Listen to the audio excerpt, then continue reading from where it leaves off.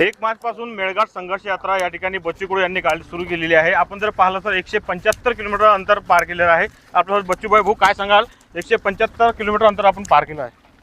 हां, खरं तर म्हणजे आम्ही आता मला वाटतं 8वा दिवस आहे आणि 8व्या दिवशी आम्ही चालतो आहे। नदी नाल्यातून दऱ्याखोऱ्यातून हा प्रवास होत असताना तेवढेच दुःखसुद्धा आम्ही पाहतो आहे। काही गावात 60-64 गावात योजना राबवली पाणी पुरवठ्याची, ग्रामीण पाणी पुरवठ्याची, परंतु टाकीत पाणीच गेलं नाही। एका गावात 2-2 टाके आहे आणि पाणी टाकीतून पाणी कधीच भेटलं नाही त्या आदिवासी बांधवांना। प्रचंड वेगळी परिस्थिती आहे। दुसरा लाईन आहे, काही गावात पोल उभे आहे पण लाईट नाही। आता इथे आश्रमशाळेत आम्ही गेलो तर यावर्षीचे पुस्तक यावर्षी आत्ता आले, पोरं आता घरी जाणार, पुस्तक शाळेत आले।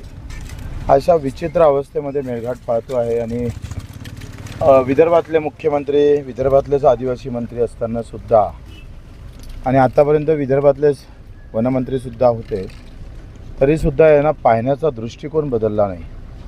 लोक म्हणतात घराजवळचा असला म्हणजे थोडासा विकास जास्त होते, पण इथं उलटं झालं। घराजवळचा मुख्यमंत्री आहे पण तेव्हाच विकासापासून दूर पण नेलेला आहे। इथले लोक चांगले आहे, कष्टकरी आहे, मेहनत करणारे आहे, पण लढता येत नाही। कसं लढावं ते समजत नाही आणि आवाज नसल्यामुळं एकंदरीत व्यवस्था अत्यंत वाईट होत चालली।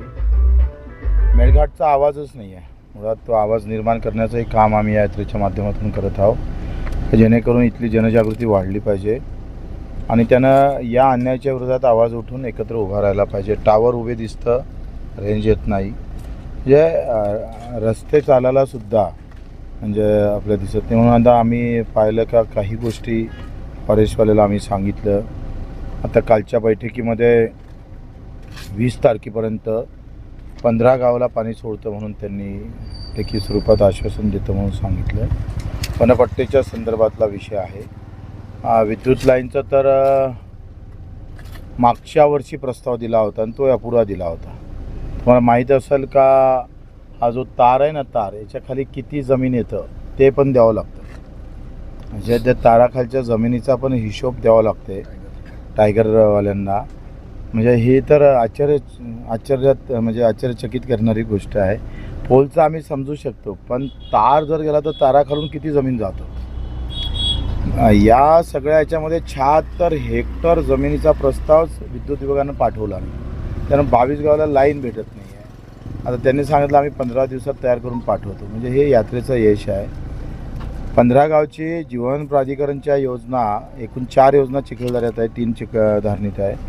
त्याला 2024 पासून पैसा नसल्यामुळं त्या बंद होत्या, पण यात्रा सुरू झाल्यावर त्या योजनेचं काम सुरू झालं।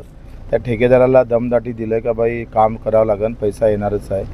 आणि त्याच्यामुळं काय झालं का, यावर्षी एप्रिलमध्ये जर पाणी भेटलं ह्या 20-25 गावामध्ये तर टँकरची गरज पडणार नाही। हे यात्रेचं मोठं फलित आहे। दुसरं फलित का, जी भीती आहे ना, भय आणि भीती आधी म्हणजे मेळघाटच्या लोकांमधून जर गेली तर क्रांती होईल, प्रचंड ताकद निर्माण होईल आणि त्याच आम्हाला अपेक्षा आहे। शेतकऱ्यांचा सातबारा कोरा आणि विविध प्रश्नांसाठी आपण आंदोलन केले होते।